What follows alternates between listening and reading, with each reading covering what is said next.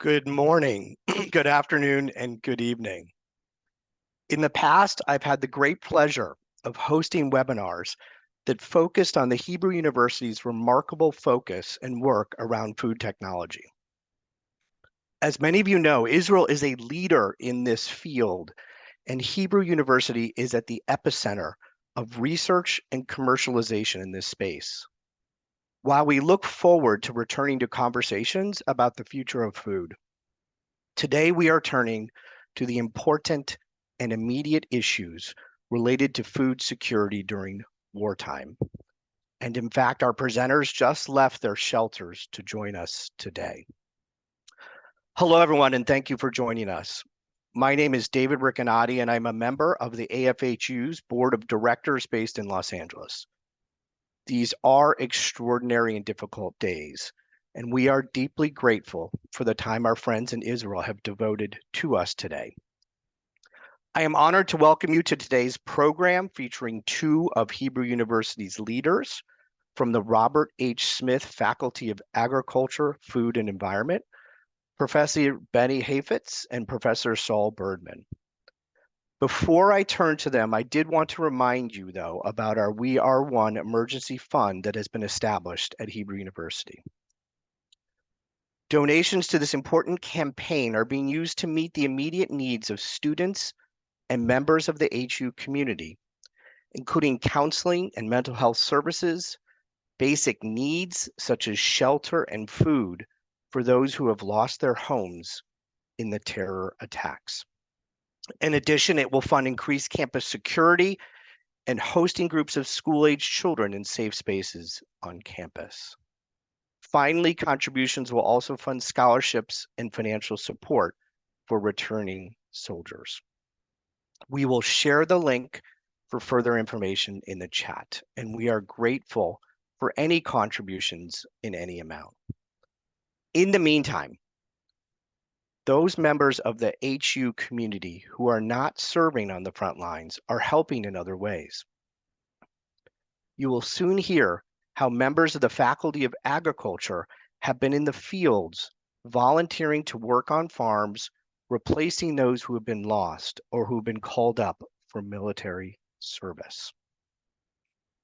Now, it is my pleasure to introduce our two guests, Professor Benny Hafetz and Professor Saul Bergman.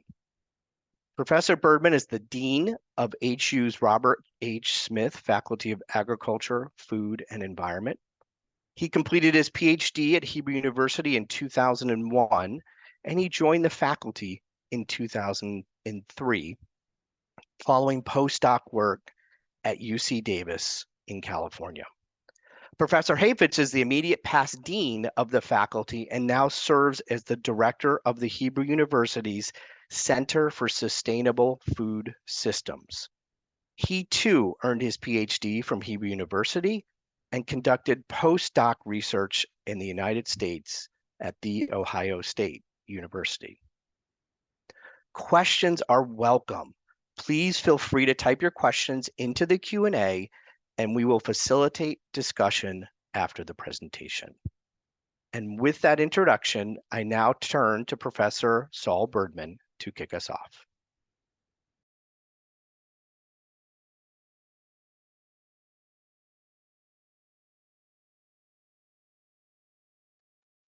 Mr. Bergman. Dr. Bergman, Professor Bergman, you're on mute. Yeah. Sorry about that. So thanks. We still thanks, can't David. hear you. Now, can you hear? Can you hear now? Yeah. Yes, we can hear you now. Great. So thanks, Davis, for the nice introduction and for leading this webinar. And thanks to all the people that is attending here. It's a pleasure for me to meet friends from the university, and it is always a pleasure for me to talk about our faculty. So I will divide my talk into three parts. First, I will give a brief introduction, very brief introduction of our faculty, especially for those that are not familiar with it. Second, I will tell you about the current situation of the faculty in the background of this war. and will refer to our dear people from our community that were hurt by this war. Then I will tell you about the engagement of our community, as David mentioned, some activities and initiatives that aim at contributing to our society and help people who have been hurt. So, to those that have not been in the Faculty of Agriculture, Food and Environment, we are located in the city of Rehovot, between Tel Aviv and Jerusalem.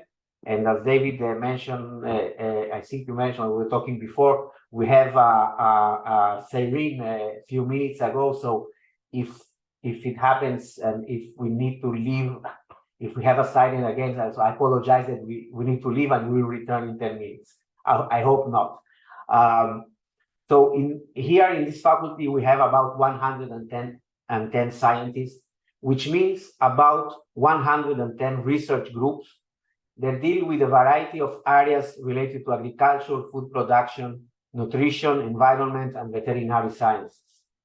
So in normal days, we have more than 20 undergraduate and graduate programs with more than 500 courses per year. We have about 2,400 students, including most of them are undergraduate students, about 1,400. And then we have about 400 master students, 300 PhD students, and other 300 students of veterinary medicine. So our faculty is really open to the world, and we are proud of our vision, which is to contribute to feed future generations through modern, sustainable agriculture while preserving the quality of the environment. This is not only a vision, this is a huge challenge, and we are aware of it, and I think these are our main mission. So we have several international programs, and in normal days, we have about 200 international students and postdocs, and now many of them, due to the war, they left temporarily for their home countries.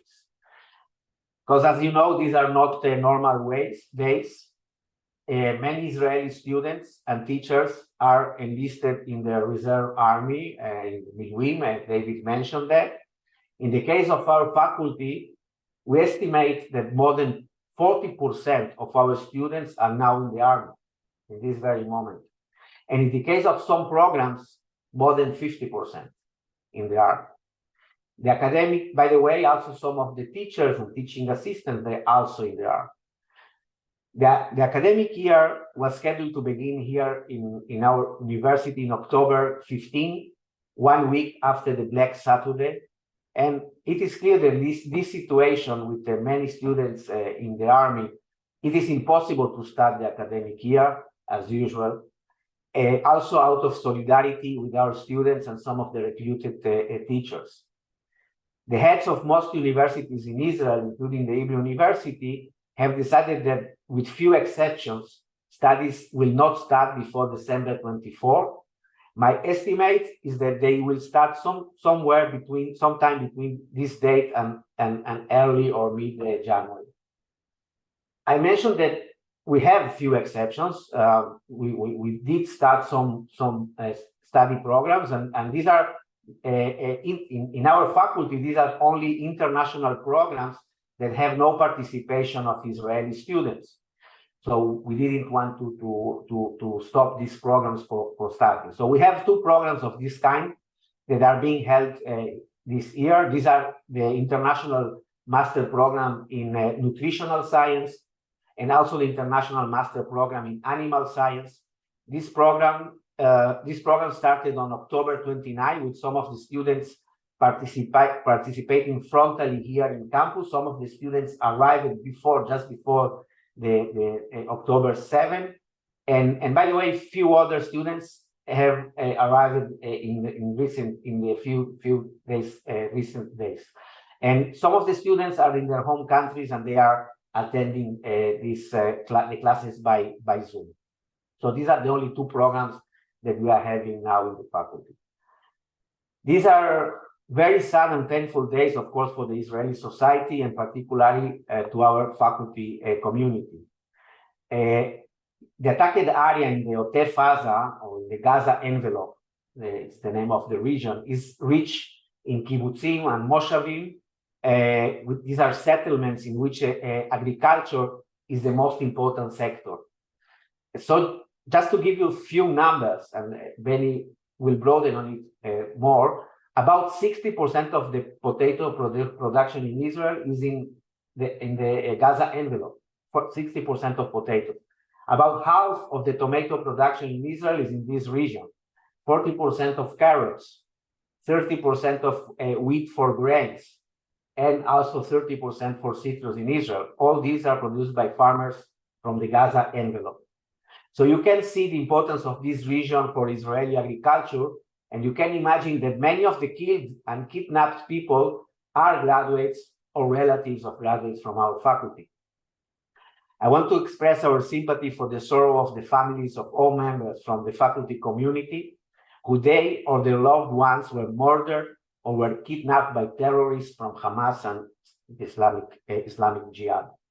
I will mention the names of the victims that we know of from the first circle of students, graduates, and staff. So I will start with the following, and I think I really think they deserve to have their names mentioned here. So Tzur Saidi from Ghana Darom, Tzur has graduated this year as Bachelor in Plant Science in Agriculture. 1 month before he graduated, one month before the Black Saturday. He was murdered in the party in raid.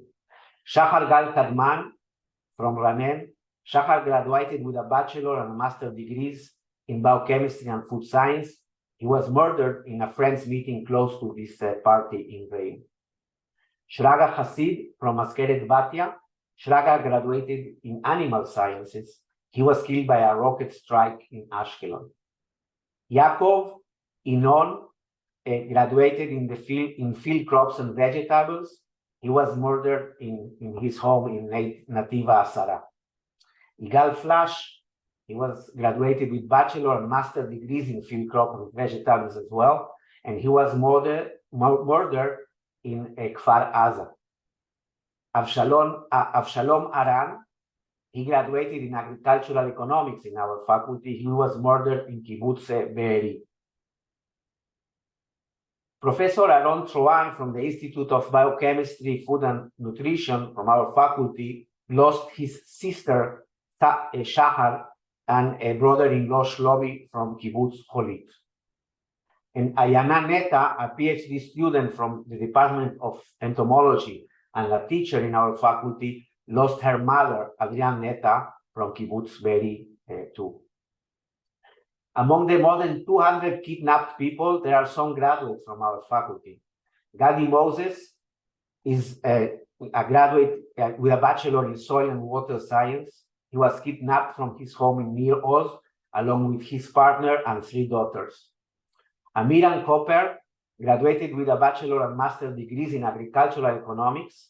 Amiran was kidnapped from his home in Nir Oz. His wife was kidnapped and released. And Dr. Shoshan Aran. Shoshan graduated with a bachelor and a PhD in plant pathology and microbiology. I know her well because I did my PhD in the same department at the same time with Shoshan. She lives in Kibbutz Be'eri, and Shoshan was kidnapped, it's crazy, with other 6 members from her family, including her daughter and 2 of her grandchildren, one 3 years old and the second 8 years old. Shoshan also lost her husband Avshalom that I mentioned before, and her sister and her cousin that were murdered by Hamas terrorists. Let me tell you a few words about Shoshan. Shoshan is the founder and president of Fair Planet. Fair Planet is a non-profit organization that aims to improve the life of millions of people in Africa through improvement of agriculture. This project has already led to the improvement of lives of hundreds of thousands of people in Africa. If you don't know this project, I recommend you to take a read in the website of the organization. Just put in Google Fair Planet and you will learn about it. So we all hope to have Gadi, Amiram, Shoshan, and their family members and all other hostages back home now. I'd like now to briefly share with you some of the voluntary initiatives by the faculty and also by members of our faculty.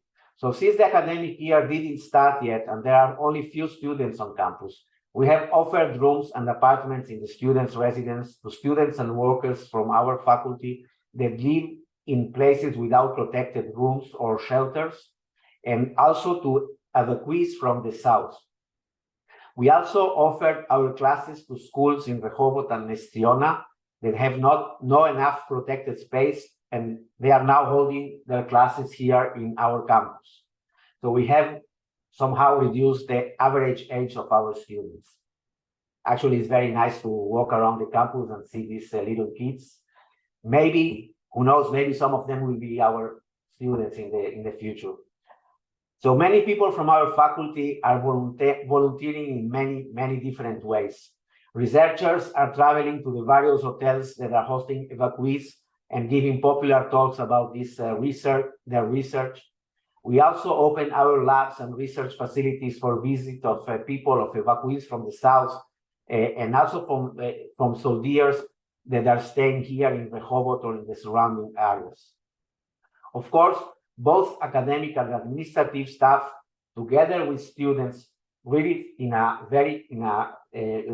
collaboration between these three groups of the three parts of our community, they are all volunteering in the area that is most close to our heart, agriculture. Yes, as maybe you know, and again, Benny will broaden on it, most of the agricultural workers in Israel are foreign workers or workers from Palestinian Authority. Many foreign workers have left to their countries, and residents from the Palestinian Authority are not allowed to enter the country these days. So the agricultural sector is suffering from a shortage of manpower, and again, Benny will broaden on this. And again, our community is doing the best to volunteer in this area as well. I want to dedicate few words about one partnership that we are starting recently with the city of Ofakim. So this is a partnership based on friendship that is growing stronger between us and Ofakim, which is a city in the south of the country. And I will tell you very briefly about it, and I will be happy to broaden on it if you have questions. So Ofakim, this city decided to adopt the agri-tech as its vision for development of the city in R&D as well as in education. And of course, we are very happy with that, and we are very happy to be partners of the city in fulfilling this vision. To strengthen our relationship, for example, on September 21, a delegation of more than 30 researchers from our faculty visited Ofakim in the frame of the annual retreat of the academic staff. We met the city mayor, Mr. Itzik Danino, and the city leadership. We also visited schools and the Center of Non-Formal Education in the city, and we had a really very nice and fruitful round tables with young activists of the city. This was an amazing event, and we are now working to develop a fruitful and friendly collaboration for the mutual benefit of both the city and the Hebrew University. Ofakim is about 25 kilometers far from the border with Gaza, and unfortunately, the city was hit hard from the terrorist attack of October 7th, with more than 40 residents of this city being murdered. On October 19, a delegation composed by the university management, including President Asher Cohen and Rector Tamir Shefer, most vice presidents and most deans of the university, visited Ofakim and also the neighbor city of Netivot to express our solidarity. We met again with Ofakim's mayor and his team, and this was a very emotional meeting. We are all in our faculty looking forward to visit Ofakim again under happier circumstances, and I'm sure this will occur soon. Again, we are very excited with this collaboration. These are my words. Again, thank you for inviting me to this webinar, David, and I return the ball to you and to Benny. Thank you.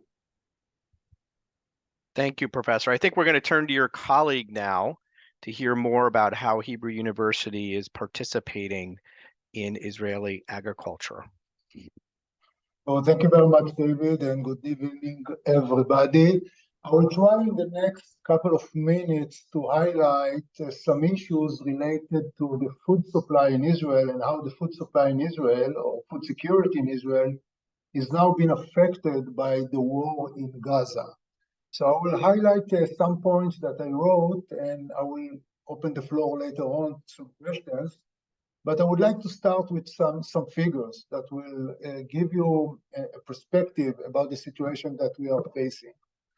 I think that Saul mentioned that earlier, but all agricultural settlements, I mean villages and kibbutzim, which are situated about 5 miles from the border of Gaza, have been evacuated since October 7th. And that is a huge problem because of the high productivity of the area. In addition to that, all villages and kibbutzim that are situated in about the same distance from the border with Lebanon has also been evacuated. So basically, those farmers left their homes about a month and a half ago, and that is affecting the food supply in Israel, and I will highlight that. I'm not sure how many of you have visited Israel, but you should know that the borders of Israel, since the establishment of the country, and even before the state of Israel was established, was set by farmers. They are cultivating the land till the last inch of our state. A scene of a tractor plowing the land while the background is the border fence is quite common. This is why you see many kibbutzim and moshavim, villages, in the periphery of Israel, north side and south side of Israel, and actually they are situated, as I said, on the border line. On one hand, this is a great practice because we secure the territory by cultivating the land. On the other hand, in difficult times like war, farmers cannot work. So the situation now is even worse because the farmers are not actually afraid of working, but they have been forced to evacuate their houses. So this is really posing a problem. So, and another fact that you have to remember, this is the first war that we are facing that so many civilians, and among them, as I said, farming communities were ordered to leave their houses and stop cultivating the land. It's not only the number of people, it's not only the number of farmers that left their houses, but also the time scale. We are already facing 1.5 months of war, and most likely it will take a couple of weeks or even a couple of months further. So it will take time if those farmers will be able to return to their houses. So this situation has a direct effect on the fresh food supply in Israel, I mean, from the farmer to the market. So I will mention some figures and I will add some more. The area surrounding Gaza supplies about 75% of the fresh vegetable to the Israeli market, from tomatoes to potatoes and everything in between, eggplants, herbs, sweet potatoes, lettuce, and many more. So it's really a very productive area. This area is also responsible for supply of about 20% of the fresh fruits. Another 50% is being supplied by farmers on the northern part of Israel next to the border with Lebanon. And those two sides are now being affected. About 10% of the bulk milk is also produced by farmers in the area surrounding Gaza. And majority of eggs is coming from the northern part of Israel. So basically the two areas are now being affected, and this has direct effect on the food supply in Israel. This is one issue. Another issue that is affecting the food supply is the evacuation of the foreigner workers that used to work in the farmland. I'm not sure whether you are aware of that or not, but basically the Israeli agriculture is based on manpower coming mainly from Thailand. And as Saul mentioned, Palestinian workers coming from the West Bank as well as from Gaza. As a result of the brutal attack of the 7th of October, about 60% of the Thai workers left Israel by the order of the King of Thailand. So they left Israel. So the ones that stayed left the farmland in the south and in the north and came back, are mainly centered in the central part of the country, leaving the farmers with no working hands.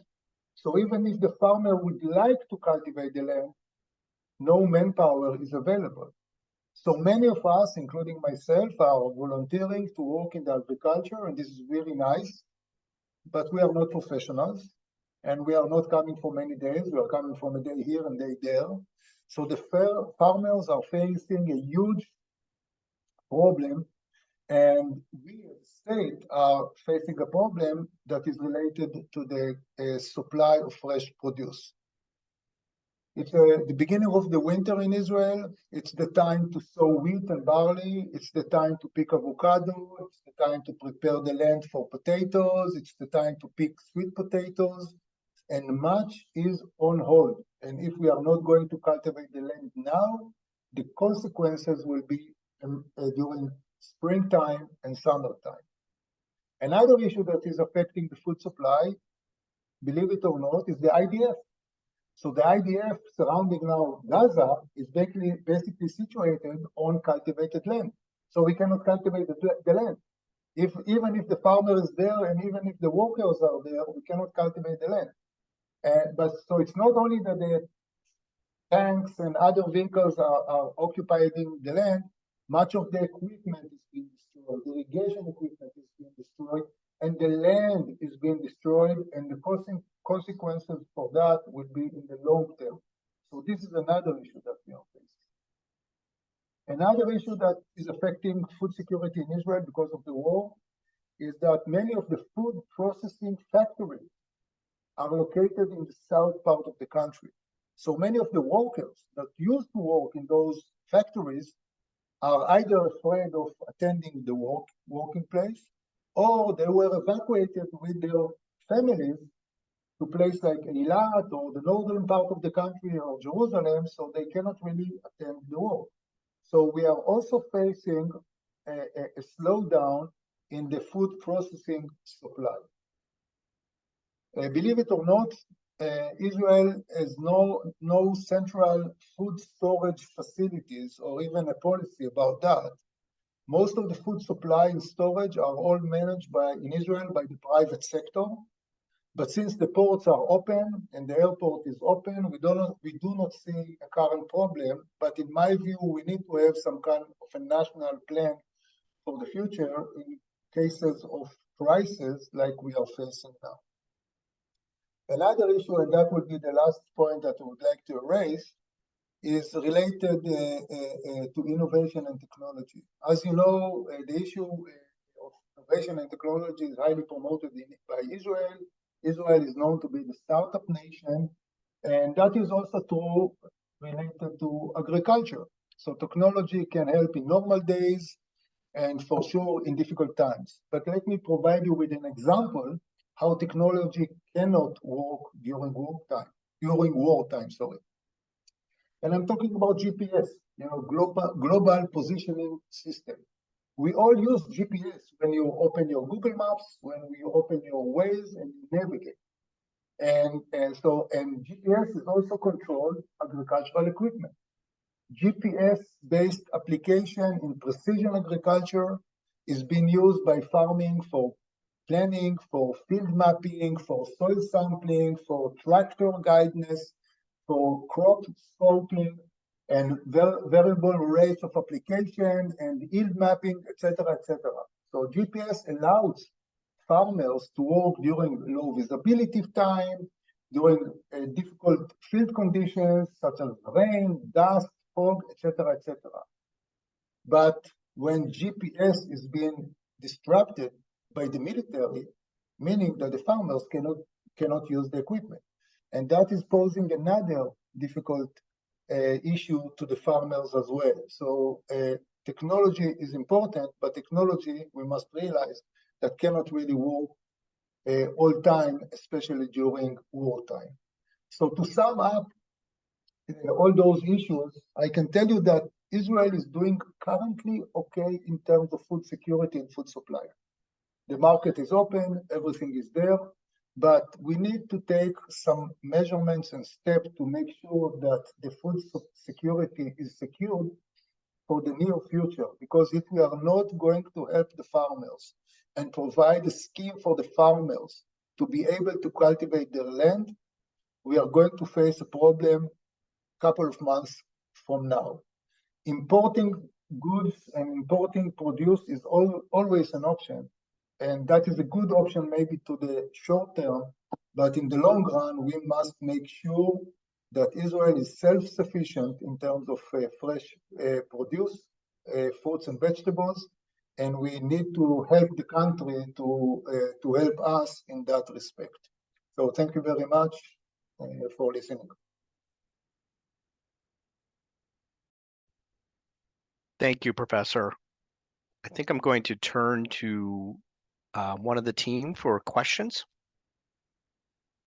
Yes, we have a question from Mark Newman of the UK, and he's asking about food stability, confronting additional challenges like sustainability and climate change, and how Israel and the Israeli agricultural sector can meet these challenges during a wartime while maintaining food stability.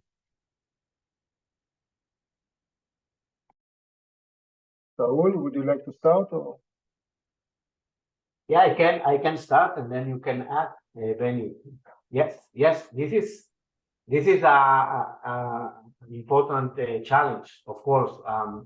And I mentioned before the vision of our faculty, which is contributing to feed the future generation with modern and sustainable agriculture while preserving the environment.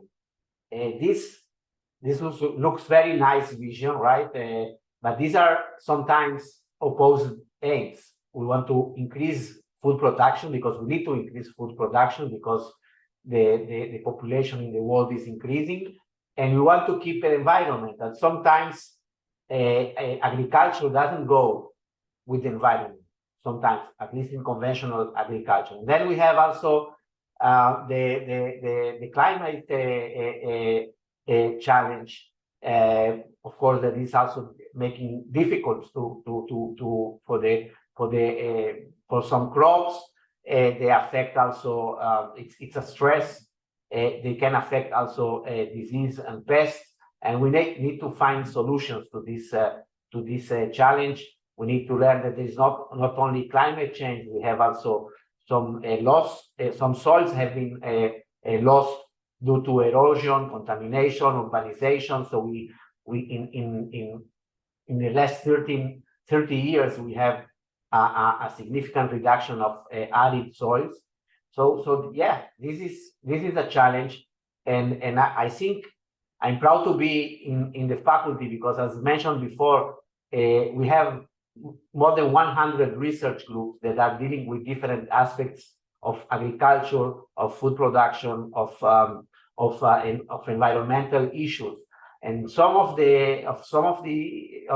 our aims is to find solutions for this challenge.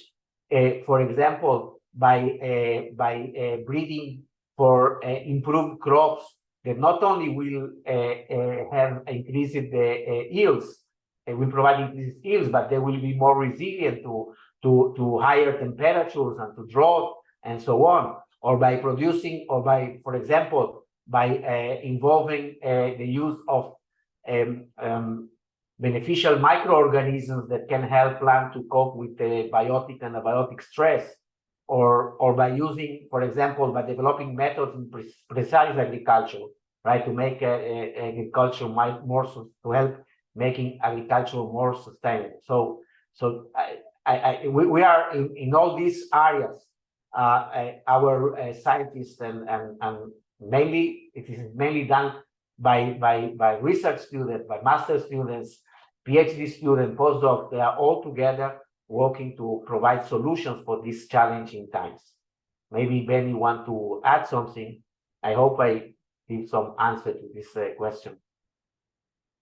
Maybe I will add only one quick note about, adaptation of the Israeli agriculture to climate change. So I will highlight only the issue of water, which is my area of expertise.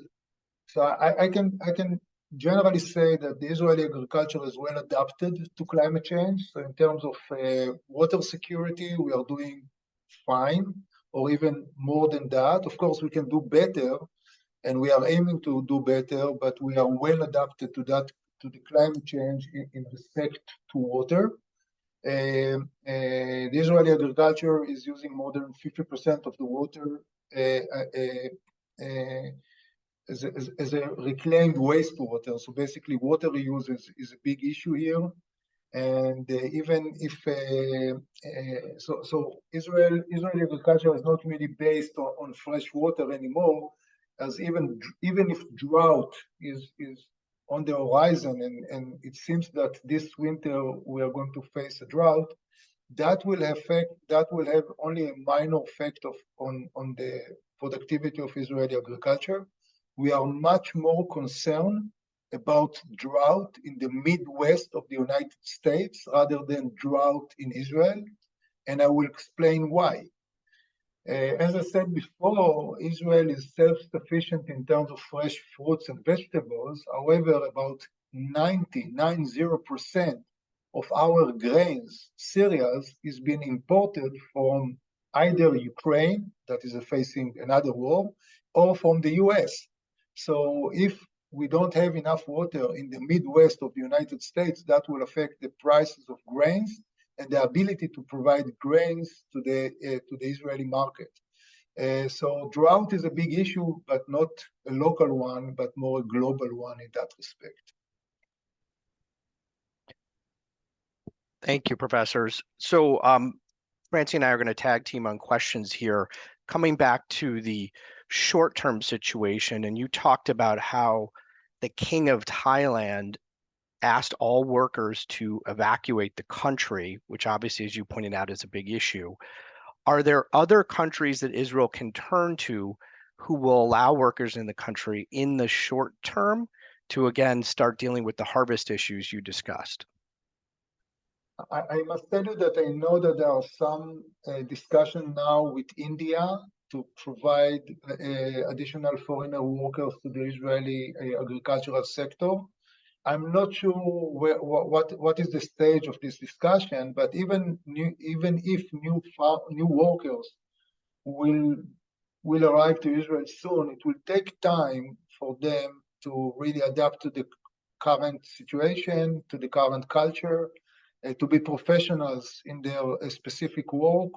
So I do see a strong effect on the Israeli productivity for the short term. I mean, in the next couple of months, and that is an issue that needs to be overcome by short-term importing goods from Jordan, Turkey, or other places, and farmers must come up with a plan. I mean, farmers as well as the Ministry of Agriculture, to overcome the situation, because we need professional workers. It's really nice that I'm going to a farmland and help the farmers to pick sweet potatoes, but I'm not a professional, and my ability to work in the farm is quite limited, and therefore we need professional workers, and that's the key issue. And the Ministry of Agriculture is currently having a plan. I sure hope that it will be a good plan that can be executed soon.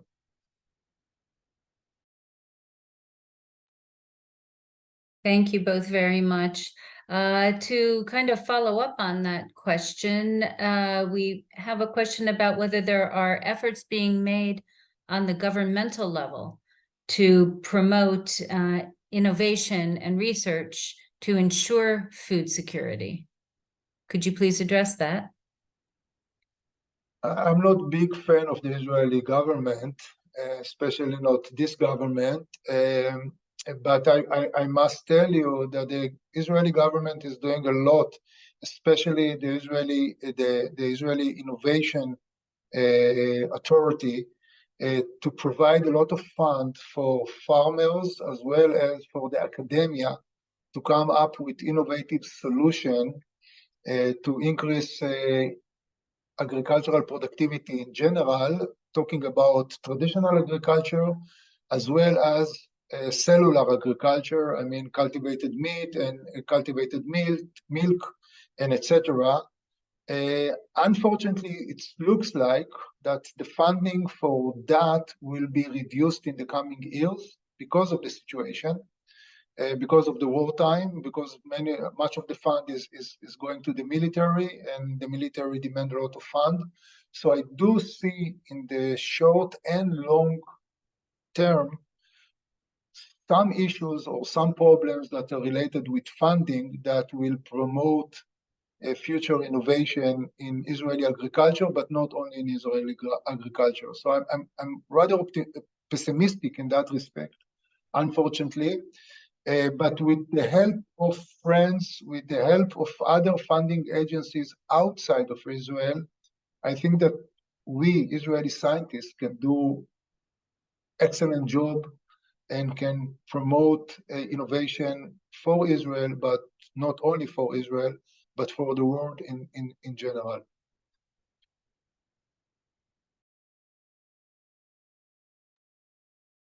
Thank you. Thank you very much.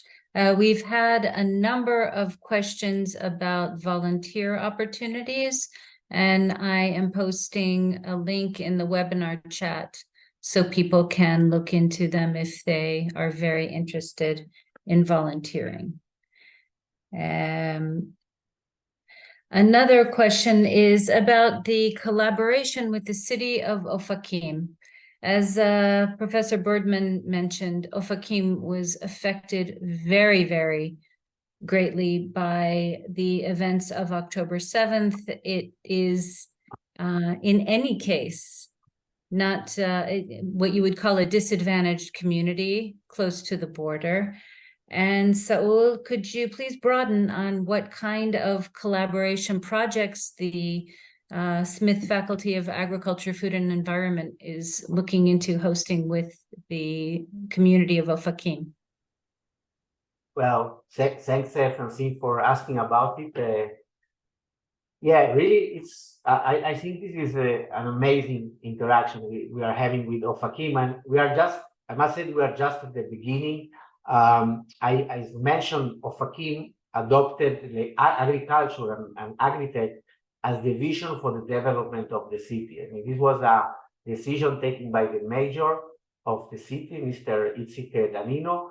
I must say that Ofakim is close to the border of Gaza and is surrounded by many kibbutzim and moshavim. So it's a very strong agricultural neighborhood there. So this is part of the, I think, of the main reason why they decide they want to become the center of agri-tech in Israel. So they are interested in attracting startup companies as well as established companies to come to Ofakim and to establish their R&D there. And to promote this, they are planning to establish an agro-site park, a center for innovation in agriculture, and a modern agricultural experimental farm. And they want us the management of the faculty and researchers from the faculty to be involved in these different projects. So in addition, in these days, we're working together to develop some educational programs for children and youth from Ofakim. For instance, we would like that researchers from our faculty will come to Ofakim schools and give talks about their research, their area of research. By the way, we have such a program with a high school of the city of Lud, here in the center of the country, where researchers from it started the last academic year, and the researchers from our faculty every week we have one researcher that is coming to this school, which is a school of Arab students, and they interact with them, and they give some popular classes. And we also invited them to visit our faculty, and we want to do something like that also with students from Ofakim. By the way, the city, the Ofakim, they already established a primary school, which is an agricultural school. It's a very beautiful school, and we also visited there, and we are also looking for ways to collaborate with them. And they are also, I must say, that also now they are about to establish an agricultural high school that will focus on modern agriculture and agrotechnology. So we are just starting there. As mentioned, we have this academic retreat in September with more than 30 scientists from our faculty that visited Ofakim, and I mean, people were really excited. We visit the Center of Innovation. There is the level. You need to understand the level. There is a very good level of education there. It's a lot of potential. And our interest first, if we have a city that adopted agri-tech as their vision for the development, we should be there. We are the only faculty of agriculture in Israel. We should work together with them. This is our wish. But in addition, of course, we want to attract these students. We want to bring them to our faculty, and we really see a great potential there for the future generation of our students in Ofakim. So we are very proud and very happy, and yeah, we are very excited with this collaboration. Wonderful. We have one final question from Ira Khan of the UK. He says, both speakers have spoken very eloquently about the problems of food security caused by the war, but do you have ideas how these may be addressed going forward to avoid food supply problems in the future?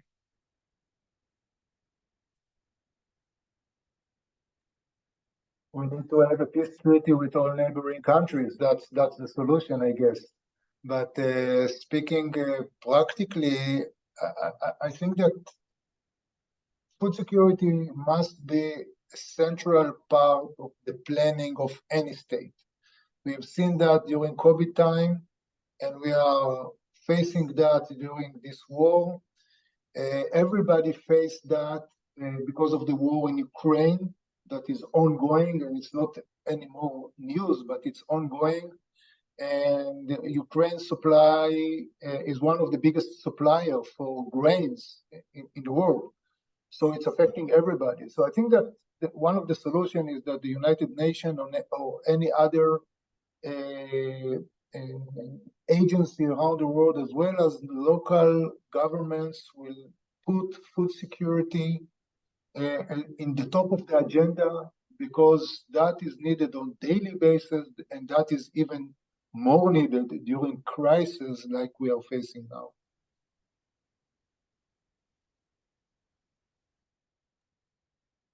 Yeah, I just want to add that, I mean, it's not very usual to talk about food security and crisis in food security in developed countries, right?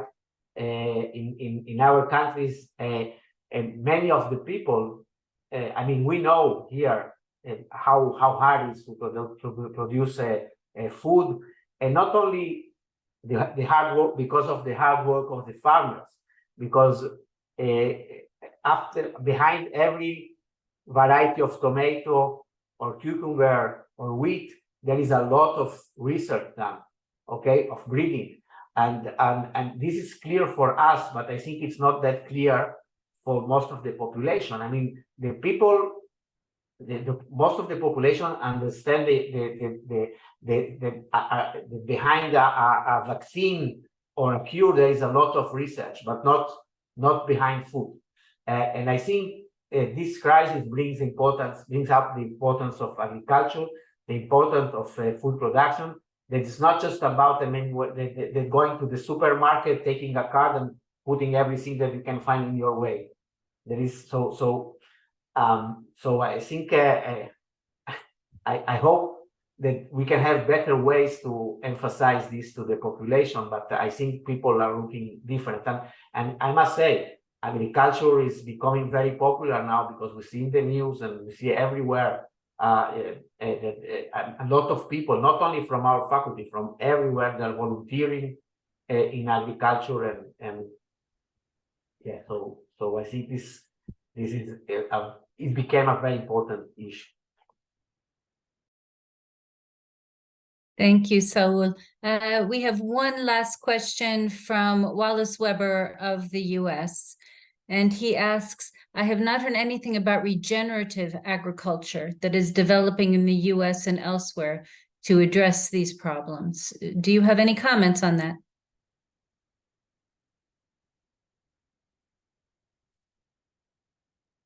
I will comment. I know that issue, and unfortunately, the Israeli agriculture is not in advanced stage of regenerative agriculture. It's not been forced, it's not been suggested, it's not been one of the practices that we are promoting, unfortunately.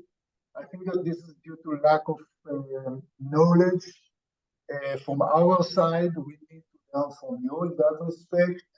We need to adopt practices, and we need, as I mentioned before, a much stronger, I would say, governmental body that will translate the knowledge that is currently available in the United States, is also available in the Israeli academia, but it's not been translated to the farmers, and the farmers are not being given incentive to transform the way they actually cultivate the land.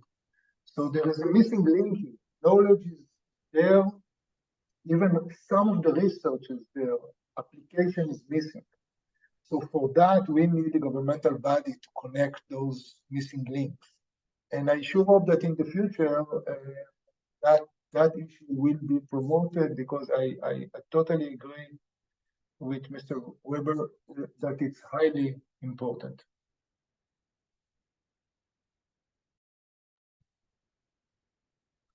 Great.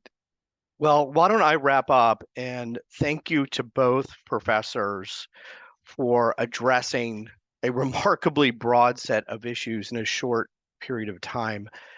I would say, though, you in particular opened our eyes to two very important things. The first is the incredible importance of the Gaza envelope and the Lebanese border to Israeli food security and fresh food supply, probably something very few of us understood. And the second, in a very poignant way, the direct impact on Hebrew University, the loss of life, kidnapping victims, and the 40 to 50% of students who are called up. So finally, on behalf of all participants, and we had registrations from 26 countries, we thank both of you for your time and your efforts during these very difficult times. Thank you very much.